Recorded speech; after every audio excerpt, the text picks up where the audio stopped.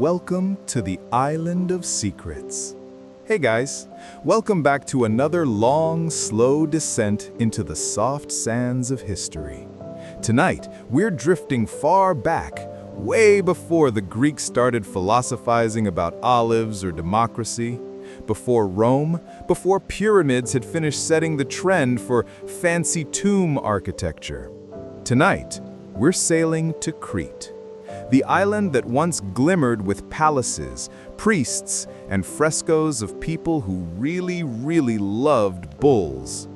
This is the story of the Minoans, Europe's first true civilization, the one that rose, glittered, and then sort of evaporated. So, go ahead, dim the lights, adjust the blanket, and if you're still awake in 20 minutes, congratulations. Let's begin. The island that invented luxury. Crete, around 3000 BCE, was not exactly the center of the world. It was a long, sun-baked rock in the Mediterranean, a ferry ride from nowhere. But somehow, this island decided it was going to invent civilization. Because why not? While much of Europe was still figuring out how to make mud huts symmetrical, the people of Crete were building multi-story houses, complete with running water, storage rooms, and decorated walls. It's like they skipped the Stone Age tutorial and jumped straight to ancient Sim City. They even had plumbing. Yes, indoor plumbing, while Northern Europe was still, outdoors. These people were the Minoans, named much later after the mythical king Minos, the guy with the Minotaur problem.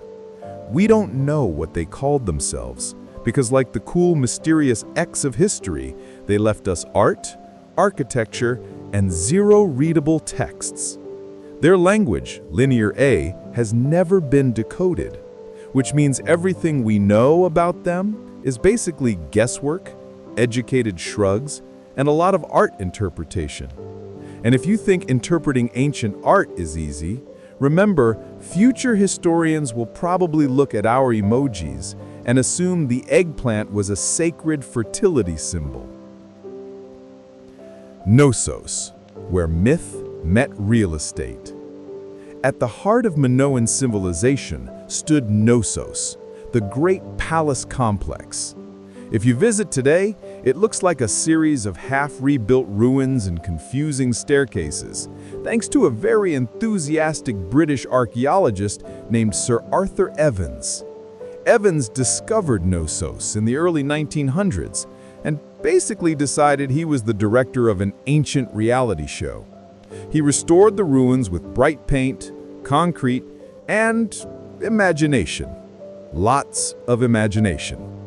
He's the reason why you might see bright red columns and frescoes that look suspiciously modern. To his credit, Evans wanted visitors to feel the past. To his discredit, he also made up entire rooms. But there's no denying the grandeur.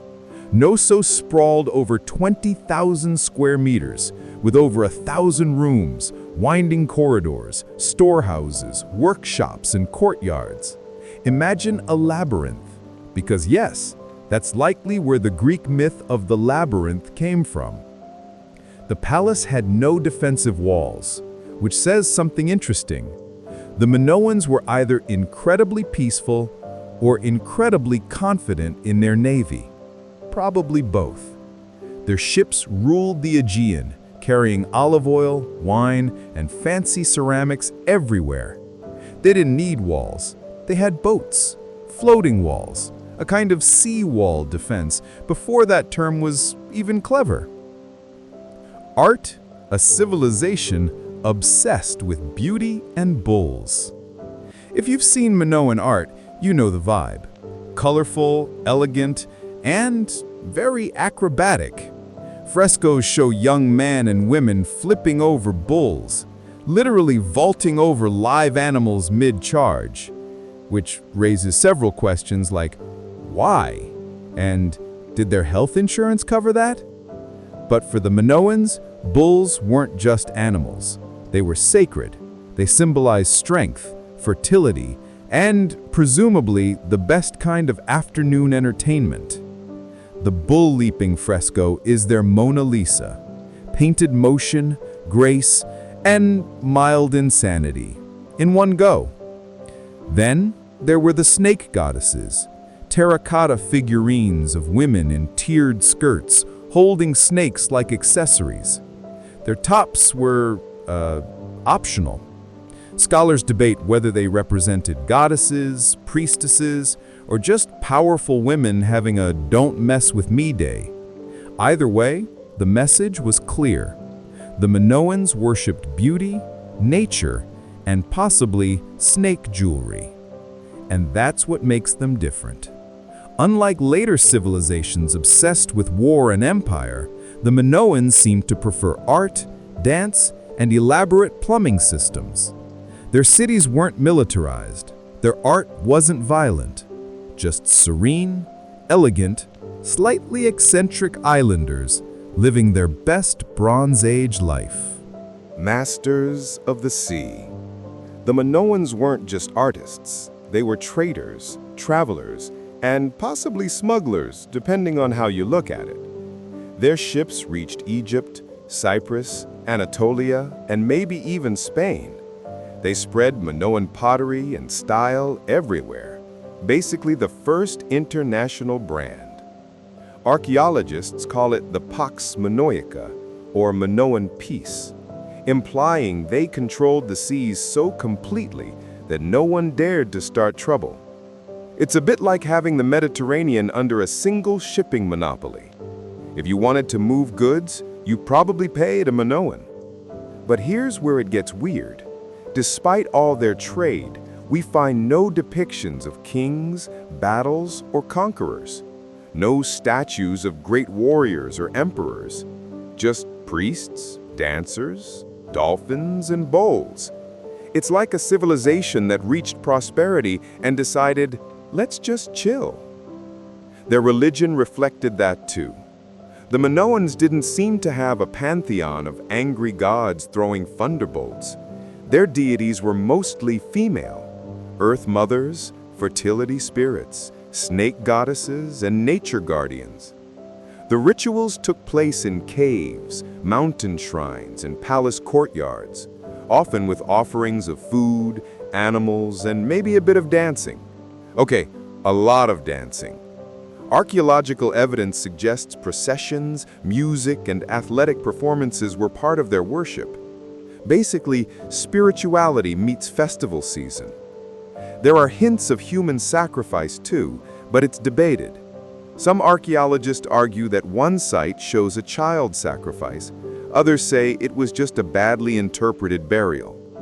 Ancient history is full of those. Possible ritual equals, we have no idea what happened, but it looks spooky. Now, every golden age comes with an expiration date, and the Minoans had several warnings. Around 1600 BCE, a volcanic island north of Crete, Thera, now called Santorini, decided to explode. Not your average oops eruption. This was one of the biggest volcanic events in recorded history. The island literally blew itself apart, sending tsunamis and ash clouds across the Aegean. Crete was close enough to feel the impact. Massive waves hit coastal towns, crops failed, trade routes collapsed, and the climate went weird for years. It didn't destroy them immediately, but it shook them. The palace at Kosmos was rebuilt twice, maybe 3 times. Because when your civilization is basically a giant palace, rebuilding is the only plan you know. But their independence began to fade. By 1450 BCE, most Minoan sites were burned, abandoned, or taken over by new mainland neighbors, the Mycenaeans.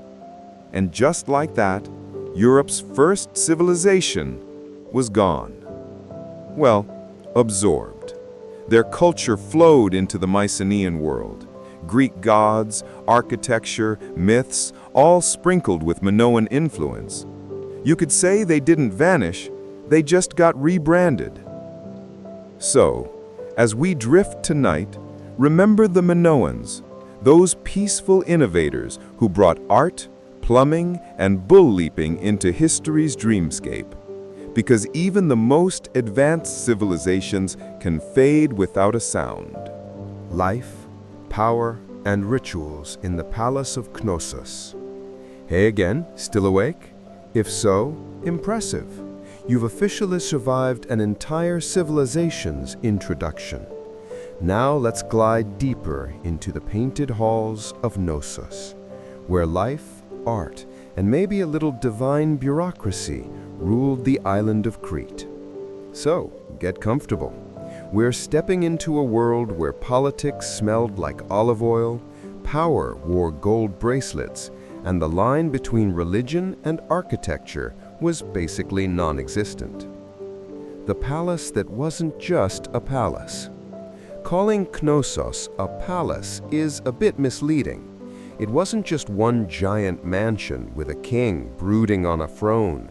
It was more like an entire micro-city, wrapped in walls of plaster, painted with dolphins, and covered in mysterious hallways that probably gave visitors motion sickness. You had storehouses full of giant clay jars, pithoi, big enough to fit a small person. These were filled with oil, grain, wine, or honey, which means the palace doubled as a national pantry. Then there were workshops where artisans crafted jewelry, carved seal stones, or made those iconic spiral-patterned vases. Add in temples, ceremonial rooms, and what might have been offices, and suddenly you're looking at an ancient government complex run by people in linen skirts and elaborate jewelry. Some scholars even call Knossos the world's first bureaucratic palace, because apparently, even in the Bronze Age, someone had to keep the receipts. The mystery of the Minoan king. Here's where it gets tricky. We don't actually know if the Minoans had kings. We assume there was one because the Greeks later told stories about King Minos, son of Zeus, owner of the Minotaur, and full-time mythological drama magnate. But in Minoan art, no royal portraits, no giant statues, no "look at me, I'm divine" propaganda. Instead, we see priests and priestesses, and processions led by what looks suspiciously like women in charge. Which leads to one of the more fascinating theories, that Minoan society may have been matriarchal, or at least female-centered. Now, historians love to debate this to death. Some say the women were purely symbolic. Others argue they genuinely held power. Either way, they're everywhere, in rituals, art, and religious scenes. While most ancient civilizations celebrated men stabbing things, the Minoans celebrated women standing gracefully with snakes, which, you have to admit, is a vibe. Daily life, linen, luxury, and labyrinths. So what was everyday life like for a Minoan? Imagine waking up in a multi-story house, sunlight bouncing off plastered walls painted with red and blue swirls. You'd throw on a linen kilt or a flounced skirt, depending on gender or mood, and head out to a busy courtyard. Markets bustled with trade goods from all over, Cretan olive oil, Egyptian scarabs, Cypriot copper. You might smell incense, see musicians, or watch athletes flipping over bowls in public games, because apparently that was just a thing. The art shows them slim, dark-haired, and fond of jewelry. Minoan fashion was nothing short of runway level. Women wore tiered skirts, open front tops, and belts that emphasized wasp-like waists. Men wore kilts, fancy bracelets, and often went shirtless because the Bronze Age had no concept of SPF 30. And unlike in many ancient cultures, men and women appear side by side in art, often the same size, equally glamorous. Gender hierarchy probably existed, but visually they kept it stylishly equal. The good life, literally. Food and drink were central to Minoan life. Their fertile island provided olives, figs, grapes, barley, and plenty of seafood. They stored food in massive jars, pressed oil, and fermented wine, all under careful palace supervision. Which sounds bureaucratic until you realize that Minoan feasts were basically Bronze Age banquets.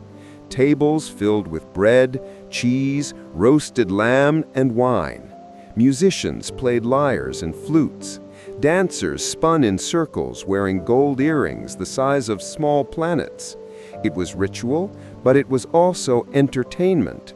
Their religion wasn't about fear, it was about connection to nature, to fertility, to the rhythm of life. Think less fire and brimstone, more sunset yoga retreat with amphoras. And yes, the bull returned for every major event. Bulls were sacred to the Minoans. Their horns appear everywhere, carved into walls, placed on altars, painted in frescoes. The horns of consecration, as archaeologists call them, symbolized strength and divine power. Bull leaping, that death-defying sport, might have been part of religious festivals, a symbolic act of renewal, maybe, courage, maybe pure insanity. We'll never know, but we can guess. If you're flipping over a 1-ton animal in front of an audience, something spiritual is going on. Then there were the sacred caves, where rituals honored the Earth Mother, the heart of their belief system.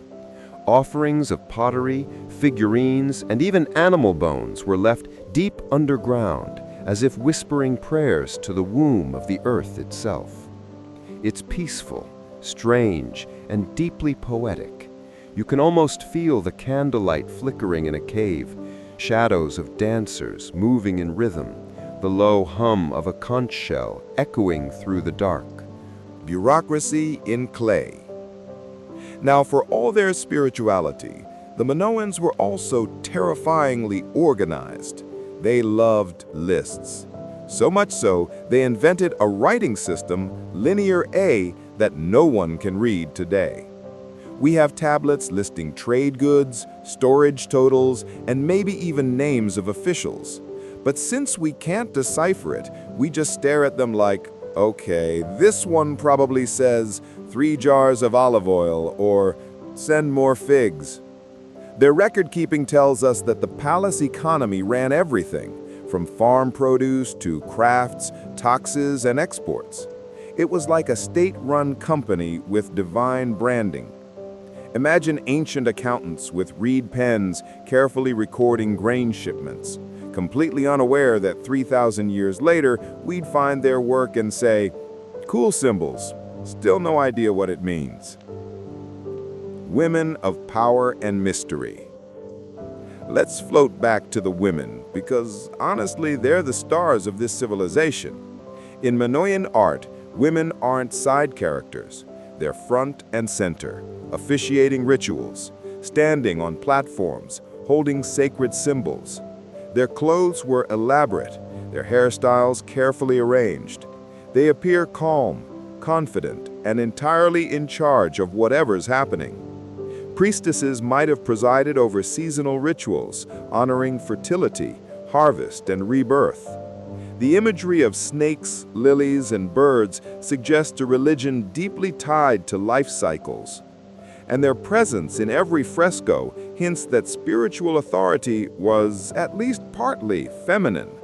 It's a fascinating contrast to the later Greek world, where women were more background decoration. But here in the Palace of Knossos, they ruled the sacred space. The sound of silence. There's something haunting about Minoan ruins. No inscriptions shout royal names, no monuments glorify battles, no great speeches carved in stone. Just quiet frescoes of dolphins, lilies, and bull leapers, echoes of a people who believed in harmony, beauty, and maybe keeping their secrets. Their civilization seems to hum with life even now. You can almost hear sandals on stone floors, the splash of water from a fountain, distant laughter under a painted ceiling. But it's a hum with no words. They left us everything except their voice. The calm before the collapse. By around 1500 BCE, that calm began to wobble. The eruption on Thera, that apocalyptic blast, had thrown the Aegean into chaos. Trade routes shifted, crops failed, famine probably crept in. Knossos remained, still glittering, still functioning, but something had changed. Maybe the old priest kings lost influence, maybe the people turned restless. And somewhere across the sea, the Mycenaeans of mainland Greece, warlike, ambitious, and armed with shiny bronze swords, started paying attention. The Minoans had built a world without walls. The Mycenaeans were building walls big enough to outlast earthquakes. Two philosophies, two civilizations, drifting toward an inevitable collision. The eruption of Thera and the twilight of the Minoans. Hey again! If you're still here, still awake, congratulations. You've outlasted an entire Bronze Age administrative system. Tonight, we drift into the beginning of the end, a quiet catastrophe that reshaped the world without a single surviving eyewitness account. The story of how one beautiful island blew itself apart, and in doing so, probably took the Minoans down with it. Let's float north of Crete now, to Thera, better known today as Santorini. The island before the fire. Thera before the eruption was a gem, an island of vineyards, bright walls, and seafaring towns that glittered in the sunlight. Its main settlement, Akrotiri, was like a smaller version of Knossos. Multi-story houses, vivid murals, paved streets, even plumbing. Yes, plumbing again, because apparently nothing says Bronze Age luxury like figuring out how to flush uphill. Akrotiri was a thriving Minoan outpost, a trading hub linking Crete with the Cyclades and mainland Greece. Its frescoes were dazzling, blue monkeys climbing trees, women in saffron robes, fleets of ships sailing across calm seas. You look at the art and think, these people were doing fine. Then nature decided to hit reset. The eruption that shook the world. Sometime around 1600 BCE, give or take a few centuries depending on which academic you ask, Thera erupted, and not a small one. We're talking obliterate an island levels of explosion. Imagine a blast stronger than Krakatoa, louder than 1,000 storms, and visible from Egypt. Thera's central volcano collapsed into itself, forming the iconic caldera we see today. Ash shot tens of kilometers into the sky, darkening the Aegean Sea. Tsunamis, likely hundreds of feet high, raced southward. And Crete, sitting innocently about 100 kilometers away, took the hit. The coastal towns, gone. Harbors, flooded. Crops, choked by ash and seawater. Trade routes, obliterated overnight. It was, in short, the Minoan apocalypse, though a slow, beautifully tragic one. Surviving the silence. Strangely, Akrotiri's people seem to have escaped. Archaeologists found no bodies in the ruins, just pottery, furniture, and footprints frozen in ash, like the inhabitants had time to pack up and leave before the eruption. It's almost cinematic, a silent evacuation, ships setting sail under a blood-red sky, leaving behind their painted walls to be buried for millennia. Meanwhile, in Crete, life continued, shakily. Knossos was damaged, but not destroyed. The Minoans rebuilt, again, because that's what they did. Repair, repaint, keep going. You get the feeling they were optimists, or maybe just stubbornly polite about cataclysmic events. Volcano? Oh yes, dreadful business. Anyway, shall we rebuild the fresco room? the aftermath, when the gods went quiet. But something in their world cracked that day. Not just the buildings, but the spirit of the civilization itself. The Minoan religion, so deeply tied to nature's cycles, must have trembled. Their gods of fertility and renewal had unleashed chaos. The Earth Mother herself had turned violent. Across the island, shrines were abandoned. Offerings grew desperate. It's as if faith itself faltered. And for a civilization built on harmony, beauty, and control, losing that divine balance might have been the beginning of unraveling.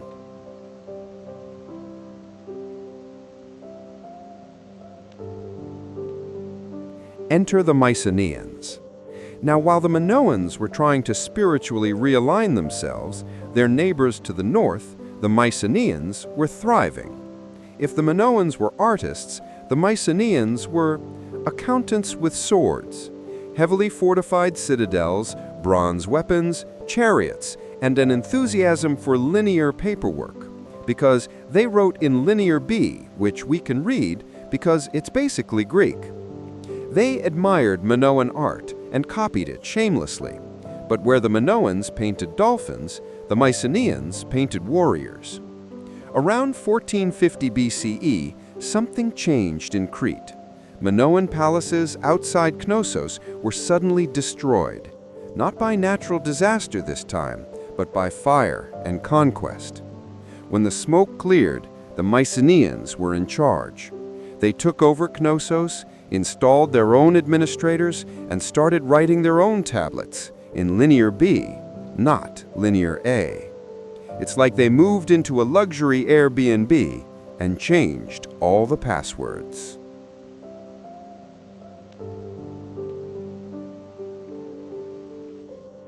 Knossos under new management.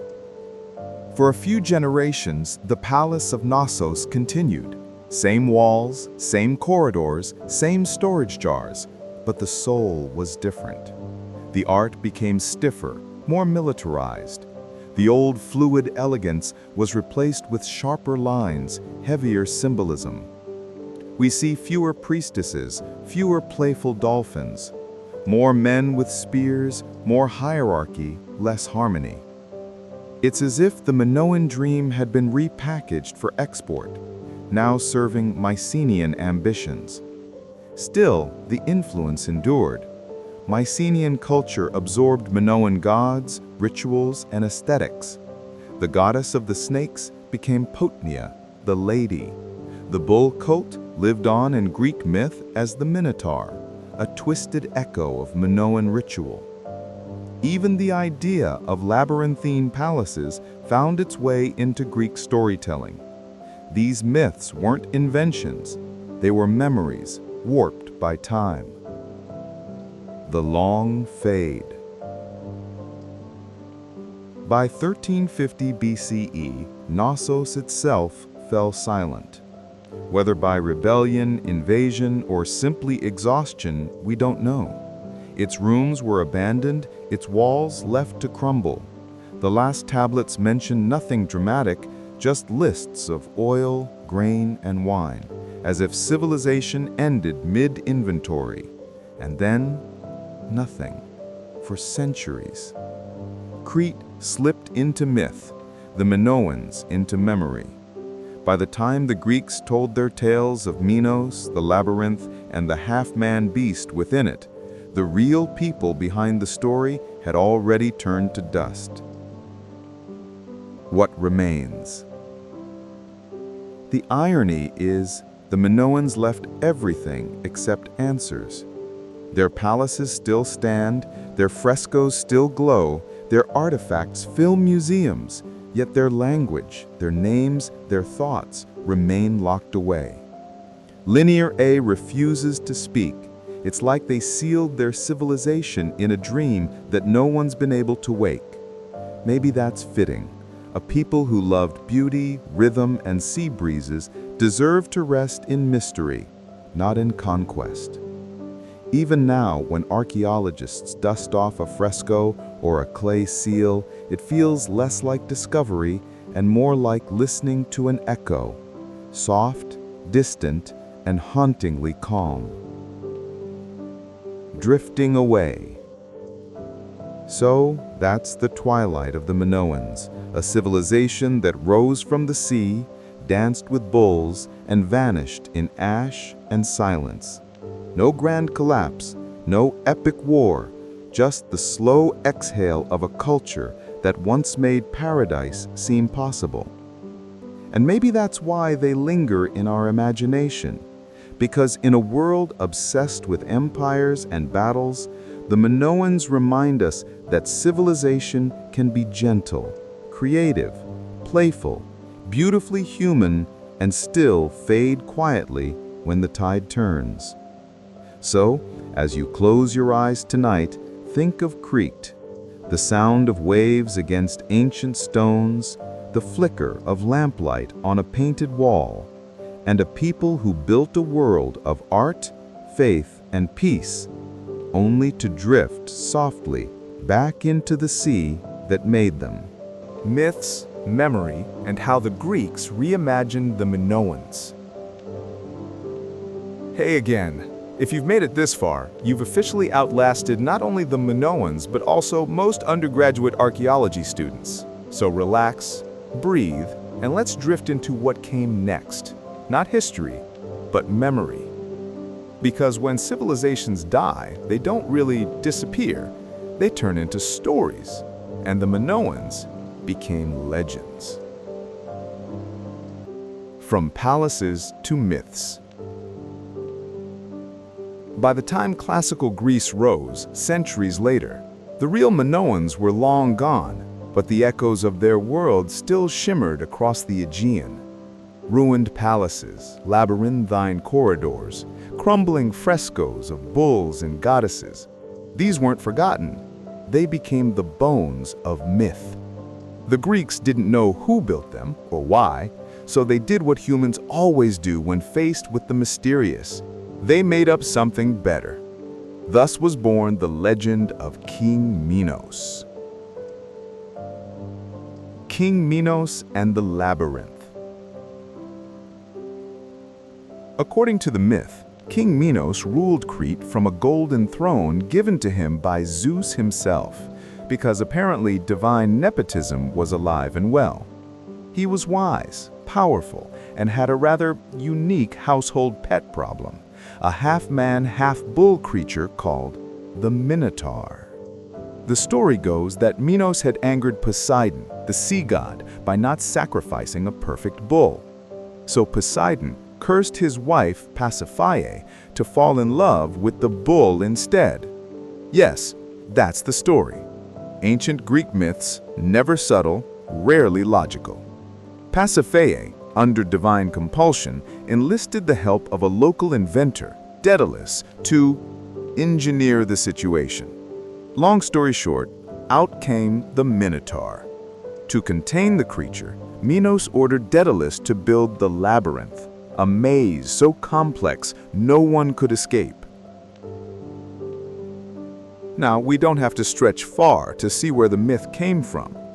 Knossos itself was a labyrinth, not a literal maze with traps and corridors designed for monsters, but a sprawling palace so complex it could easily confuse newcomers.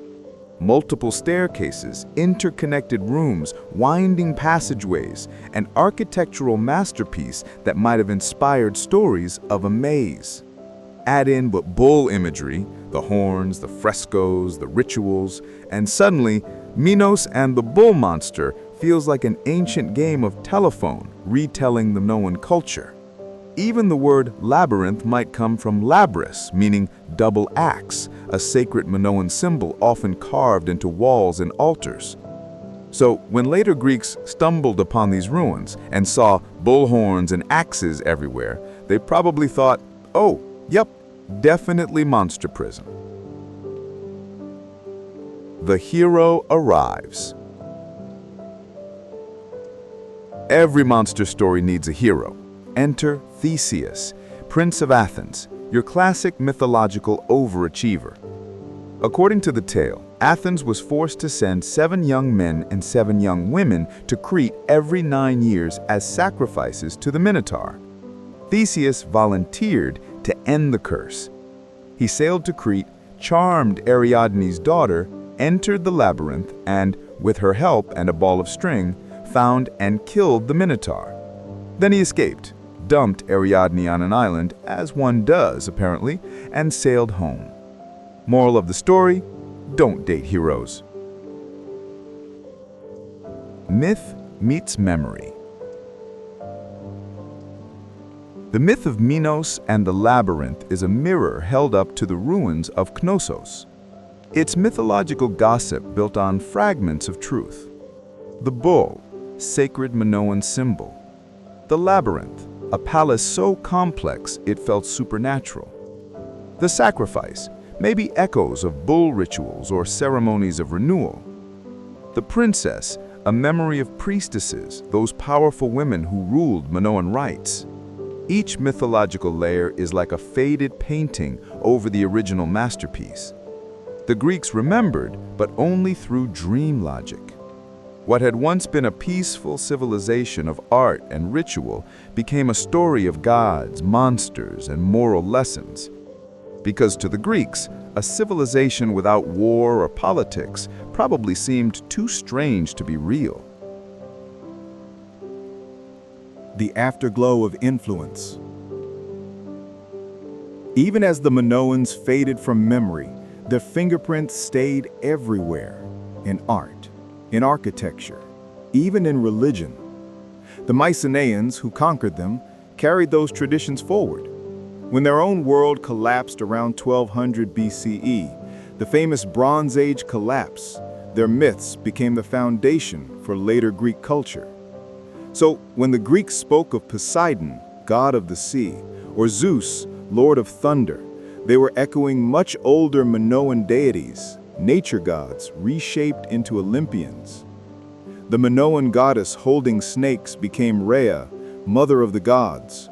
Her mountain sanctuaries turned into Olympus, and her sacred caves became the mythic birthplaces of Zeus. Even the rituals, dancing, libations, and festivals, survived, disguised as Greek tradition.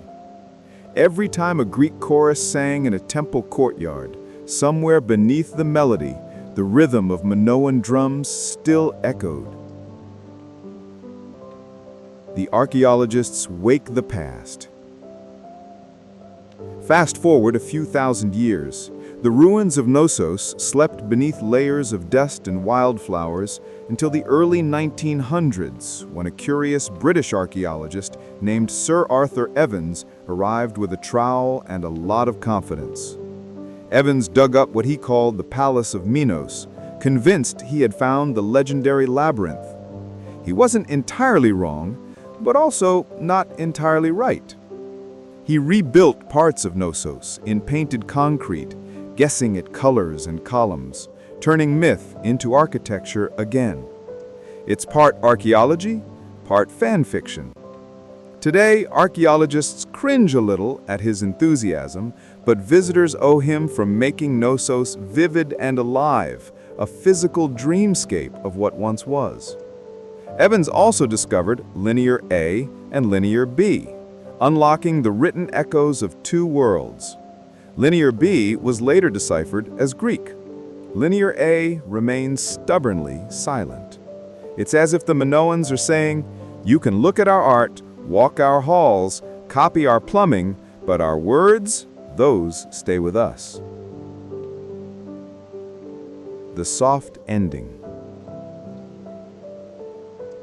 When you look at the story of the Minoans, from their shining palaces to their mythical afterlife, it's hard not to feel a strange calm. They didn't go out in a blaze of glory or conquest.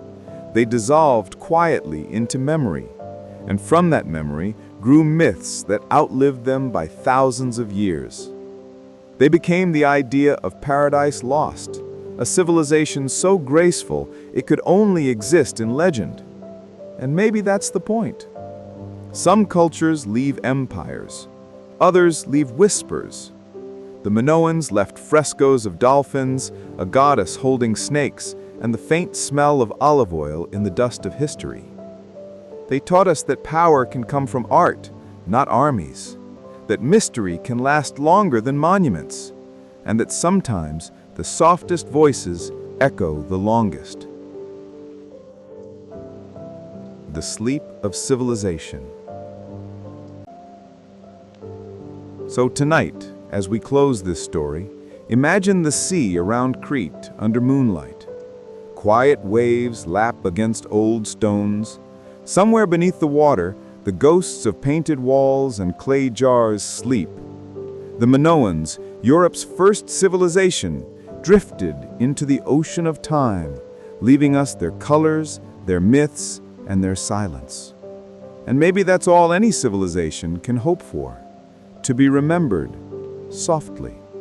Uncovering the ruins, how modern science is still chasing the Minoan ghosts. Hey again, you're still here. That's impressive. Most civilizations don't last this long. So, let's brush the dust from our sleeves and step carefully into the present, or as close as archaeology lets us get to it. Because the Minoans may have vanished, but they didn't go quietly. Their ruins, their art, their strange, undeciphered words, they're still whispering. And for more than a century, modern science has been trying to listen. A civilization reborn from dust. When Sir Arthur Evans arrived at Knossos in 1900, Crete was still part of the Ottoman Empire. He had a simple question: who built this place? What he found would rewrite European history. He unearthed walls painted in colors that hadn't seen sunlight in 3,500 years. Deep reds, sea blues, gold ochres. Corridors led nowhere. Staircases rose and fell like dreams. Evans thought he'd found the palace of King Minos and named this lost culture the Minoans after him. It wasn't the right name, but it stuck because history always listens to whoever has the shovel first. He called it Europe's first civilization, and he wasn't wrong. The problem with rebuilding the past. Evans had passion and concrete, lots of it. He reconstructed parts of Knossos by hand, repainting walls, reimagining columns, even rebuilding entire rooms. To him, this wasn't vandalism, it was resurrection. But to later archaeologists, it was messy. He blurred the line between fact and fantasy, myth and mortar. Today, we walk through a place that's half ancient ruin, half 20th century dream. Still, without Evans' flair, Knossos might have remained a pile of stones. He gave the world a face for the Minoans. Graceful, colorful, alive. And once the world saw that face, it couldn't look away. The silent scripts, Linear A and Linear B. Among Evans' discoveries were clay tablets inscribed with symbols, hundreds of them. He called the earlier form Linear A and the later one Linear B.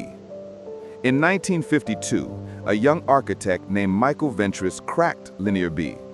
It turned out to be Greek, an early form used by the Mycenaeans. That discovery linked the later Bronze Age Greeks directly to the Minoans. But Linear A, the original Minoan script, remains unreadable.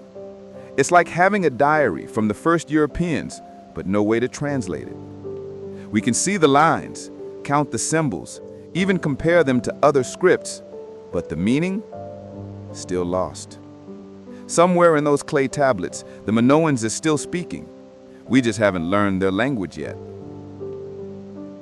Science enters the labyrinth. Fast forward a century.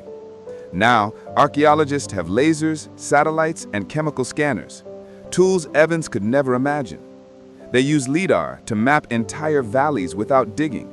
They analyze DNA from ancient bones to trace ancestry. They run chemical fingerprints on pottery to track ancient trade routes. And every scan, every test reveals the same truth. The Minoans were connected to the wider world.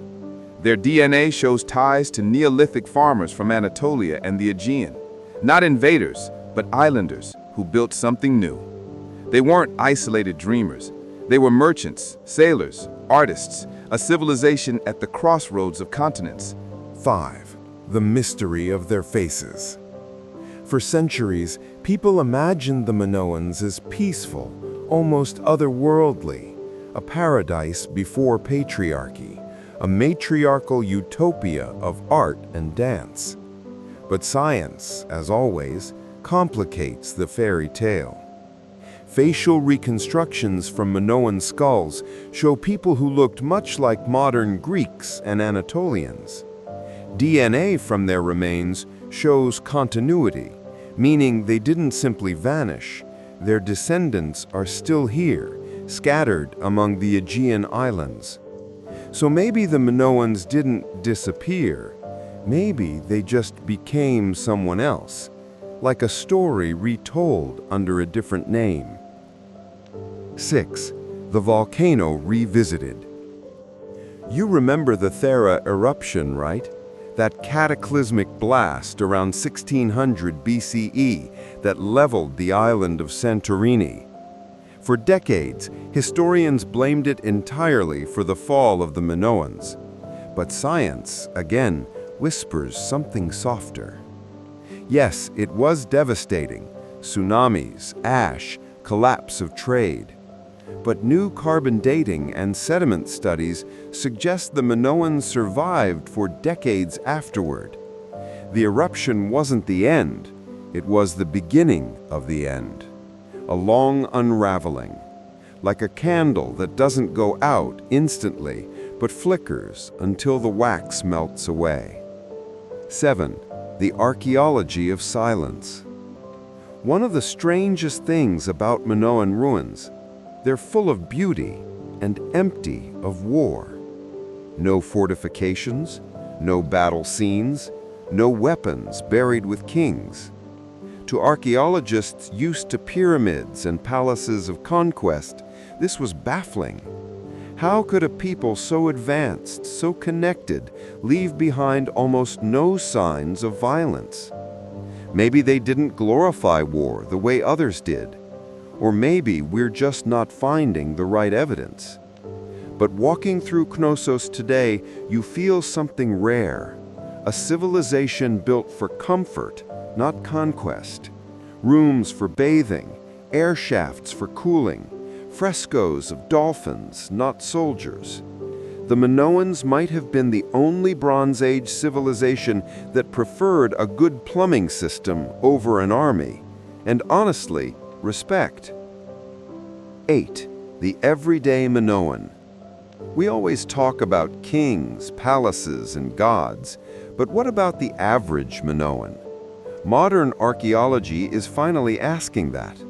Microscopic studies of soil show traces of grains, grapes, and olives. Residue analysis on pots reveals honey, beer, and even perfumes made from saffron.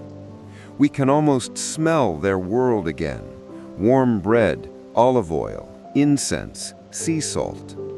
They traded obsidian, copper, and fine ceramics. Their ships were sleek and fast, gliding across the Aegean like silver fish. Every discovery reminds us this wasn't just a lost civilization, it was a lived civilization. People who woke up to sunlight, worked, sang, ate, and slept, just like us. 9. The ghosts beneath our feet. Even now, new excavations keep finding traces of them. Hidden shrines, buried villas, fresco fragments that still glow beneath millennia of dust. Sometimes, when archaeologists unseal a chamber, they say the air smells faintly of the sea. It's poetic, but maybe it's real. The ocean that birthed them still breathes through the cracks. And somewhere beneath modern Crete, there are still undiscovered rooms of the labyrinth, waiting to be found. 10. The endless search. Modern science has given us answers, yes, but also better mysteries. We know more about the Minoans than ever, and yet the essential question, who were they really, still hovers in the silence. Were they ruled by priestesses? Did they worship the earth itself? Did they see art as prayer? Or were they just people, clever, creative, flawed, trying like us to make meaning before the world ends? We may never know for sure, but maybe that's what keeps the Minoans alive. Not certainty, but curiosity. Not monuments, but memory. Because every archaeologist, every scientist, every dreamer who studies them is really chasing a reflection, a ghost in the mirror of time. And the Minoans, as always, remain one step ahead, smiling from the labyrinth's edge. Atlantis and the Echo. How the Minoans became the world's most enduring legend. Hey again, wanderer of the late hours. Still awake? Or at least pretending to be? Good. Because this part isn't really about ruins or artifacts or dates on a timeline. It's about something far more slippery. A story that refused to die. A myth that outlived its makers. And how a vanished island civilization became the beating heart of one of humanity's oldest obsessions, Atlantis. 1. The legend that wouldn't sink. You've probably heard of it, the lost island that supposedly sank beneath the sea in a single day and night. It's the ultimate bedtime story, tragic, ancient, mysterious. The tale first appeared around 360 BCE in the writings of the philosopher Plato. He claimed the story came from Egyptian priests who told it to the Greek lawgiver Solon centuries earlier. Plato described Atlantis as a magnificent island empire that grew arrogant, angered the gods, and was swallowed by the ocean. And ever since, people have been trying to find it. Every generation picks a new spot, the Azores, the Caribbean, Antarctica. But if you look closely, there's one place that fits the myth a little too well. Crete, and its fiery neighbor, Thera, modern-day Santorini. 2.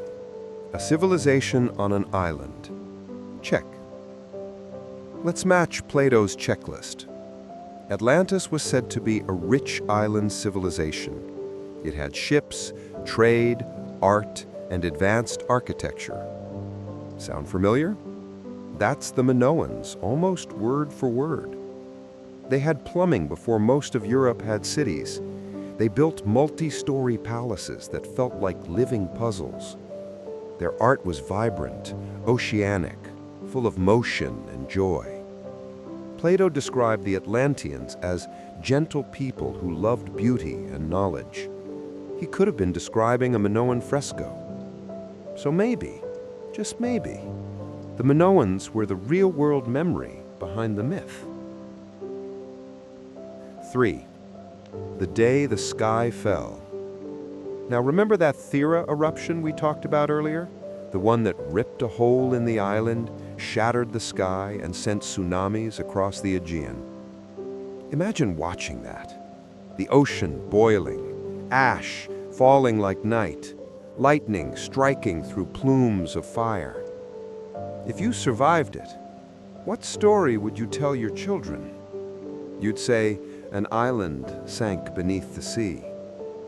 And when those children grew up and told their own children, it would stop being a memory and start becoming a myth. By the time it reached Plato, it was no longer history, it was legend. The details changed, the moral deepened, but the heart remained. A great island, punished by nature, swallowed whole. Sound familiar? Exactly. 4. When science met story. By the 20th century, the Atlantis-Minoan theory became the darling of both archaeologists and dreamers. It felt poetic, a myth reborn as history. Even Jacques Cousteau, the famous ocean explorer, joined the hunt. He dove near Santorini in the 1970s, searching for sunken palaces. He didn't find Atlantis, of course, but he did find a whole new respect for the Minoans. Modern geologists backed him up. Core samples showed how the eruption spread ash as far as Egypt. Computer models revealed how tidal waves could have slammed into Crete, smashing harbors and ports. So, scientifically, it's not impossible.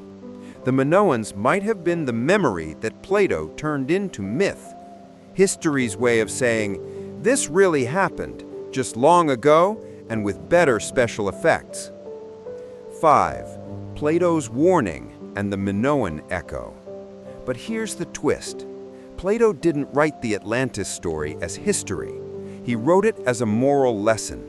For him, Atlantis wasn't about lost islands. It was about hubris, human pride, a society that rose too high, grew too proud, and fell under its own weight. If he borrowed inspiration from the Minoans, he reimagined them through philosophy. He turned a volcanic disaster into a parable about power. And that's what makes the myth endure. Atlantis isn't about geography, it's about ourselves. Every empire sees itself in that mirror. Every civilization wonders, will we be next? 6. The island in the mirror. When you walk through the ruins of Knossos today, it's strangely quiet. Tourists wander in sandals, snapping photos of red columns and faded frescoes. But beneath it all, the air hums with something older, a story still echoing, a warning maybe. The Minoans built paradise, then watched it crumble. The Atlanteans did the same, at least according to legend. Both remind us how fragile advanced civilizations really are. One bad day, one eruption, one twist of fate, and the lights go out.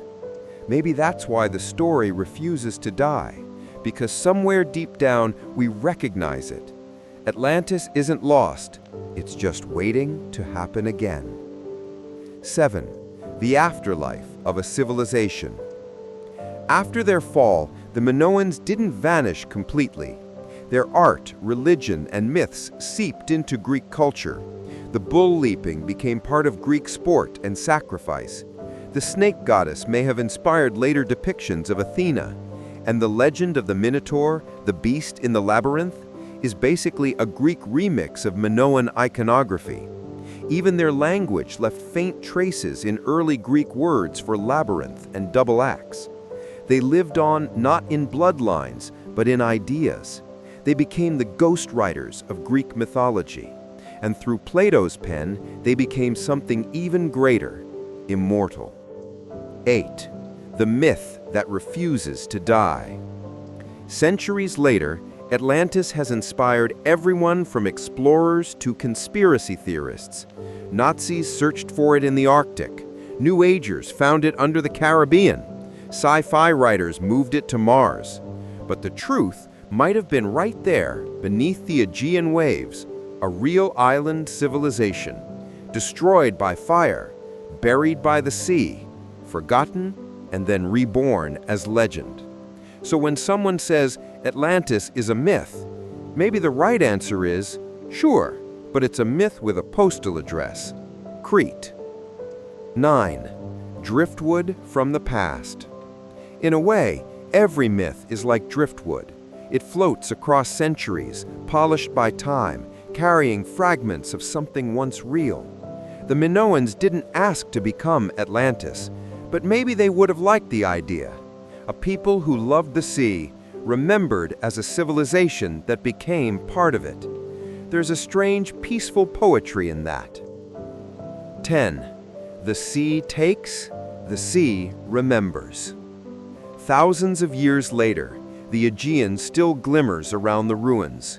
You can stand on a cliff above Santorini and watch the caldera fill with light. The same sea that swallowed their ships still breathes against the stones. And when the wind shifts, it almost sounds like voices, a language we still can't read. Maybe they're not asking to be found. Maybe they're content being remembered.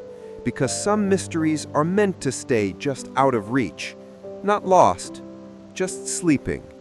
And maybe that's how the Minoans wanted it all along. The Minoan legacy, how their world shaped ours. Hey there, still awake? Good, because we spent a while wandering through what was, the palaces, the myths, the ashes. But tonight, let's talk about what remained. Because the Minoans didn't really vanish, they just changed dresses.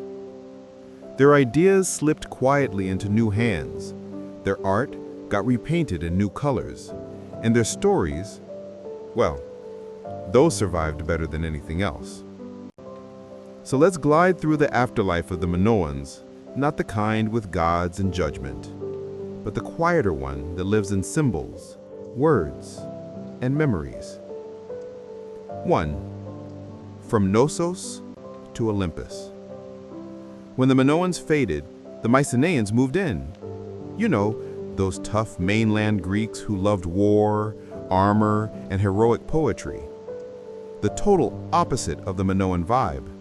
And yet, when you look closely, Mycenaean Greece borrowed a lot from the Minoan legacy, how their world shaped ours.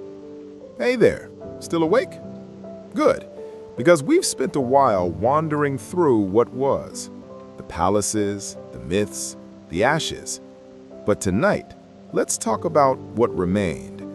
Because the Minoans didn't really vanish, they just changed addresses. Their ideas slipped quietly into new hands. Their art got repainted in new colors.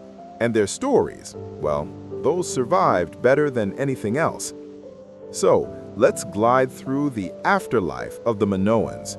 Not the kind with gods and judgment, but the quieter one that lives in symbols, words, and memories. 1. From Naxos to Olympus. When the Minoans faded, the Mycenaeans moved in. You know, those tough mainland Greeks who loved war, armor, and heroic poetry. The total opposite of the Minoan vibe. And yet, when you look closely, Mycenaean Greece borrowed a lot from the islanders they replaced. Their palaces, modeled on Minoan layouts. Their frescoes, straight out of Naxos. Their religion, heavily inspired by Minoan gods, though they gave them new names and more weapons. It's almost funny, the Mycenaeans conquered Crete, but Crete conquered their imagination. The island's influence seeped into their myths until even Zeus himself felt like a Minoan remix. 2. The bull never died. Let's talk about that bull. It's everywhere in Minoan art, leaping, charging, sacred. In later Greek myth, bulls were everywhere too. There's the Minotaur, of course, the half-man, half-bull monster in the labyrinth. There's Europa, the woman carried away by Zeus in the form of a bull. There's Poseidon's bull, which started the whole Trojan War mess. Different stories, same animal. It's like Greece kept dreaming of Crete long after it forgot why. The bull was strength, fertility, danger, all wrapped in ritual. And that ancient Minoan obsession lived on, recast into the legends every Greek child grew up hearing. The labyrinth might have crumbled, but the bull kept running circles in their minds. 3. The goddess behind the curtain. If you stare long enough at Minoan frescoes, one figure keeps showing up. A tall woman, elegant, poised, often holding snakes or flowers. She's been called the snake goddess, the mistress of animals, the great mother. No one knows her true name, but her image traveled. Across centuries, she morphed into Artemis, Demeter, Hera, and even Athena. Different masks for the same ancient idea, a powerful female divine at the center of the world. The Greeks made her more domestic, more political, but the root, that deep island reverence for womanhood and the earth, that's pure Minoan. You can almost feel it when you visit modern Crete. The olive groves, the fertility of the soil, the sense that the island itself is alive, breathing, ancient, maternal. 4. The first aesthetic. The Minoans had a look. You could call it Bronze Age chic. Their art was curvy, colorful, natural. Where Egyptian artists painted rigid gods and Mesopotamians carved stern kings, the Minoans painted motion, fish that shimmered, women dancing, bulls mid-leap, even walls seemed to breathe. That sense of movement and light carried forward through Greek vase painting, Roman mosaics, Renaissance ideals. You can trace the line from a dolphin fresco in Naxos to a Greek amphora to Michelangelo's flowing robes.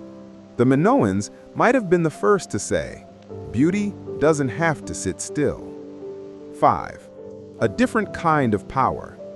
We still don't know exactly how the Minoans ruled. There are no grand statues of kings, no battle trophies, no massive tombs screaming, "Look how important I was." It's possible they had queens or priestesses in charge, or maybe power was shared among families and temples. Whatever it wasn't the usual Bronze Age model of muscle and monarchy. They built palaces without fortresses. They governed without walls. Some scholars call it a civilization of consensus. That might be a romantic guess, but it says something that we can even imagine that about them. The Minoans are one of the few ancient cultures you can describe with words like elegant, balanced, and graceful without laughing. Maybe that's why they still feel modern. 6. The Empire of Waves. The Minoans ruled the seas, but not like pirates or conquerors, more like hosts at an eternal island festival. They didn't invade, they invited. Trade, not war, was their weapon. Archaeologists call it a thalassocracy, a sea-based empire. But it wasn't really an empire, more like a web. Crete at the center, with silver threads stretching out to Egypt, Cyprus, Anatolia, and Greece. They exported olive oil, wine, saffron, textiles. They imported copper, gold, and ideas. And from that oceanic trade came something more precious than any cargo, the birth of European connectivity. They were, in a sense, the first Europeans who looked outward instead of inward. Echo in modern Greece. Fast forward a few thousand years. The Minoans might be dust, but their island spirit never left Crete. Walk through Heraklion's narrow streets today, and you'll still find murals of bulls, labyrinth motifs, spiral jewelry. Even the local dances, fast, circular, dizzying, feel like faint echoes of something ancient, as if the island itself remembers and keeps dancing to keep the memory alive. Crete's people are famously proud, fiercely independent, and deeply tied to the land and sea. Maybe that's what Minoan blood really means. Not genetics, but rhythm, a way of belonging to the world. The lessons we keep forgetting. The Minoans had everything: beauty, peace, prosperity, and still, nature took it all away. The eruption of Thera, the earthquakes, the collapse. It's easy to frame that as tragedy, but it's also a reminder. No matter how advanced we get, we're still standing on the same fault lines, still building our palaces next to volcanoes, still thinking the sea will always stay calm. Maybe the Minoans' real legacy isn't in art or myth, but in that quiet warning that civilization isn't about control, it's about harmony. And when that balance breaks, even the brightest world can sink beneath the waves. The endless ripple. Every time someone paints a dolphin, writes a myth about a labyrinth, or designs a palace with flowing corridors and sunlight, the Minoans of air. Their story isn't lost. It's just scattered, like sea glass, fragments of blue and gold washed up on our shores. You don't have to find the whole thing to feel its beauty. You just have to notice the shimmer. The civilization that chose the light. In a world of conquerors, the Minoans were builders of joy. Their walls were painted with life, their temples with dance, their ships with hope. They didn't build to terrify or immortalize. They built to live. And maybe that's why, even though their cities fell silent 3,000 years ago, their story still feels strangely alive. A soft, glowing ember in the long, dark history of the human race. So if you ever find yourself on a quiet beach in Crete, and the wind hums through the olive trees, listen carefully. You might just hear them, laughing, painting, sailing. The archaeologists, the myths, and the future.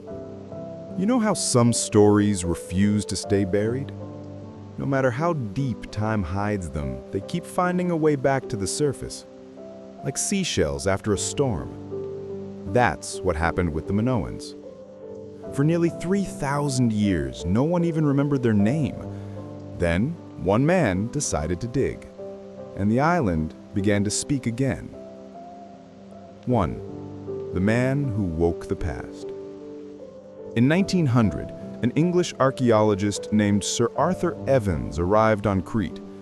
He wasn't looking for fame or treasure. He was chasing a dream. Ancient Greek myths spoke of a mighty king, Minos, and his labyrinth beneath the palace of Knossos. Most scholars thought it was fiction. Evans wasn't so sure. So he bought a piece of land, hired some local workers, and started digging. What he found changed everything. Layer after layer of clay and ash revealed something older, more beautiful, and more advanced than anyone expected. Frescoes of dolphins, storerooms filled with grain, palaces with plumbing, staircases, and light wells. A city that felt alive, not savage, but civilized. Evans named them the Minoans, after King Minos himself. The name stuck, but the people he uncovered, they were even more mysterious than the myth. 2. The puzzles they left behind. Evans found writing, two kinds in fact. He called them Linear A and Linear B. Linear B was later cracked by brilliant code breakers and turned out to be early Greek.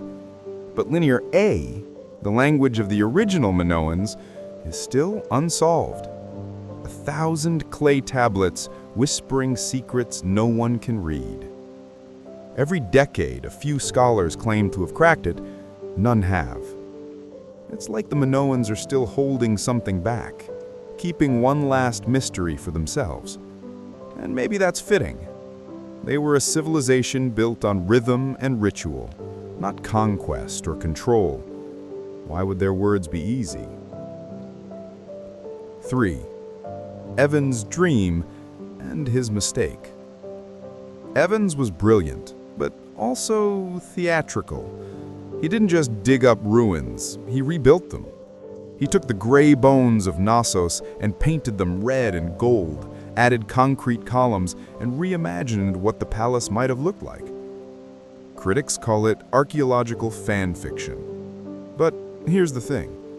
His vision, even if inaccurate, gave people something to feel. He turned dust into story. And story, after all, is how the Minoans always wanted to live on. Still, there is an irony there. Evans, the modern dreamer, building his own myth on top of an older one. Knossos today is part ancient truth, part Victorian fantasy. But maybe that's the only way to resurrect something as elusive as the Minoans.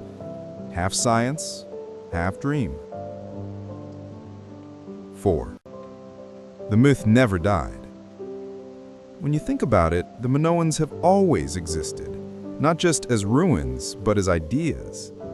Every time you see a labyrinth, every time you hear the word Ariadne or Minotaur, you're brushing against their ghost. Their myths slip through history like vines through cracks in stone. Even the concept of Atlantis, Plato's lost utopia, some say that was Crete, an echo of a once great island destroyed by the sea. It fits too perfectly to ignore. But maybe Atlantis wasn't a place at all. Maybe it was a memory, a distant dream of the Minoan world passed down through centuries of storytelling. 5. The scientists return. Today, the Minoans are being rediscovered again, not by shovel, but by science. DNA tests, 3D reconstructions, satellite imaging that can see through sand. We know now that the Minoans weren't outsiders from Egypt or Mesopotamia, as once thought. They were native Europeans, descendants of Neolithic farmers who built something extraordinary without ever leaving their island. Modern researchers are even analyzing ancient pollen and ash, trying to reconstruct what their world smelled like, what plants grew in their gardens, what air they breathed before the eruption. The deeper we dig, the more they feel human, not mythical, not magical, just beautifully, heartbreakingly real. 6. The eternal allure. Why do we still dream of them? Why do artists, writers, and dreamers keep returning to Crete like moths to that golden glow? Maybe it's because the Minoans built a world that didn't need war to feel grand. They worshipped beauty, not fear. They painted joy on their walls instead of power. And in our own fractured modern world, that feels like something we've lost. We see ourselves in their light, and we fear their fall. Because deep down, we know every civilization thinks it will last forever. Every empire believes the gods are on its side, until one morning, the mountain erupts. But maybe, just maybe, that's not the end. Knossos isn't just a ruin anymore. It's a bridge. Every visitor who walks its halls, every artist who sketches its frescoes, every historian who whispers its story into a microphone is rebuilding it, brick by invisible brick. The Minoans might never have wanted pyramids or tombs, but they got something better. They became immortal in curiosity. As long as someone still wonders who they were, they're still here. So now, close your eyes. Picture that island again. The sunlit palace, the blue seas, the dancers in white linen spinning through golden light. The volcano is quiet. The waves are calm. And somewhere beneath the olive trees, their laughter still lingers. The archaeologists will keep digging. The scientists will keep decoding. But the truth of the Minoans isn't buried in stone or script. It's in the feeling they left behind. That civilization can be beautiful. That peace can be powerful. That art can outlast the ocean. And maybe, in some strange way, that's what they wanted all along. Not to be remembered for what they built, but for how they made the world feel.